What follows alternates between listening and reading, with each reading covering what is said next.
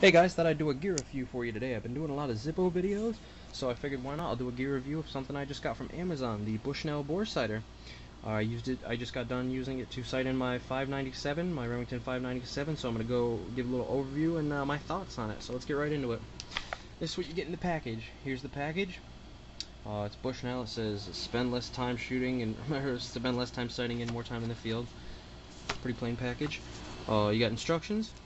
You get the actual bore sighter, you get the carrying pouch, and you get a whole bunch of these little plastic things that go on the end called arbors, and they're so you can use this thing with a whole bunch of different calibers.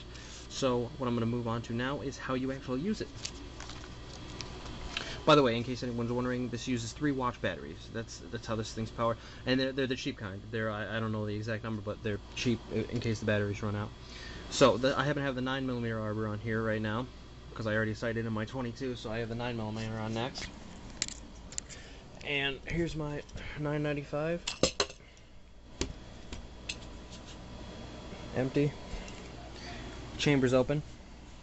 This is how you would do it. You take your bore sighter.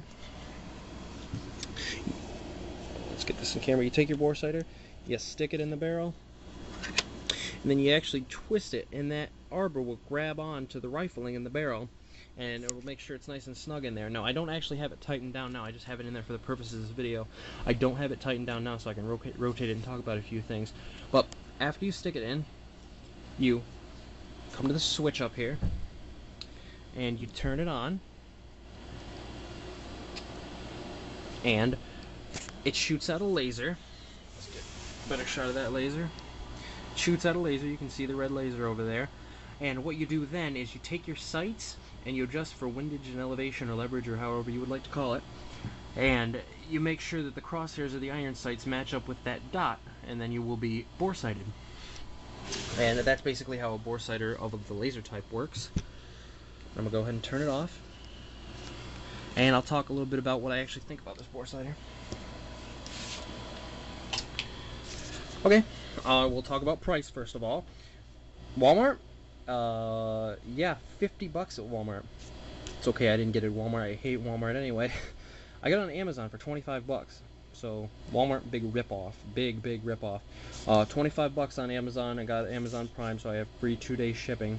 So I got this whole thing for about 26 bucks because we live in New York and they have tax on Amazon, one of the very few states that does. Wonderful, New York has tax on Amazon anyway. I got it about out the door for about 28 bucks. And as I mentioned, I sighted in the 597, and I can't really say that I zeroed it in because these bore sighters, and they're only intended to, but all they do is they get you on paper. So if you have a new scope and you want to, it's probably going to be inaccurate when you get it, so you want to get on paper so you're not wasting a whole bunch of time and ammo, it will get you on paper. So now, what I want to really mention now is this switch. This switch right here, it's a rotary switch, it says off and on, has quite possibly got to be the biggest piece of garbage I've ever seen in manufacturing in my entire life. It is absolutely a terrible design switch. You rotate it to turn it on, and you'll see that the laser's on. Thankfully, most of the time when you rotate it to turn it on, it will flicker, as you see it doing right now. It'll just go off. If you move the gun at all, the switch will just turn that laser off, and that is not good. That's a huge minus for this thing. You get what you pay for, and I think it's pretty evident right there on this switch. This switch is absolutely terrible. I don't know why they didn't just have a slider. And sometimes even when it's off, when I turn it off, which I feel like I'm going to break every single time I turn it off, it's absolutely terrible. But sometimes when it's off, it'll turn on. If you press this button, it'll turn on. It's just a horrible design switch. As for the accuracy, like I said, it did get me on paper.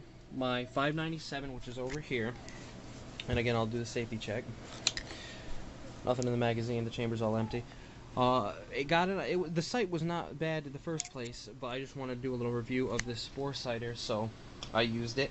And it did get it on paper, but not right on, but I didn't expect that. I know you have to do your final zeroing in with actual ammo and at an actual range. But another major problem besides the switch with this is the laser itself. It may look pretty bright. There's that switch acting up again. But it may look pretty bright, but it is absolutely a big pain to see it. outside. It's an overcast day here. I did this sighting in on an overcast day, and I was shooting at something reflective. I was shooting the laser at a reflective sign. Still ridiculously hard to see. It took a very long time to sight this gun in because the laser was so hard to see, and if you're going to do that, then why don't you just use the ammo? For example, another problem I had, because this laser was so hard to see, I'm going to show you down the scope of this gun, and we can get in this scope. Let me get a nice shot there. There we go. But when you're looking down the scope of this, I don't know why I can't get a good shot of the crosshairs, but I'm sure you know what crosshairs look like. The red dot will actually be covered up by the scope crosshairs. So that means that as soon as you're adjusting, if you're adjusting, you know, vertically or horizontally, as soon as the crosshair, the line on the crosshair goes over that red dot, it's impossible to see. The line on that crosshair is actually bigger than the dot it emits. So when you have a line covering the red dot, you can't see it. So it's really hard to tell where the red laser is. And it was very frustrating sighting this thing in with this. So again, you get what you pay for, and bore sighters can go anywhere, you know, a couple $100. And like I said, this one was $25, but it seems like a $25 bore sighter. So basically, my final thoughts on this are: it will get you on paper if you can take the time to deal with it and find the laser during, you know, any bright day, or a bright day you pretty much forget about it, but even on an overcast day or inside, you might be able to see the laser when you're sighting it in, and it'll get you on paper, but that's about it. And you know, it doesn't really live up to the Bushnell name. Bushnell is supposed to be very good with optics and things like that, but even when I'm looking through this manual, there's misspellings in this manual. It looks like it was made by somebody whose English was not their standard language, you know, their native language. There's misspellings, and I know everybody makes mistakes, but when you're in a company level this high, you think that you could have somebody spell check your work.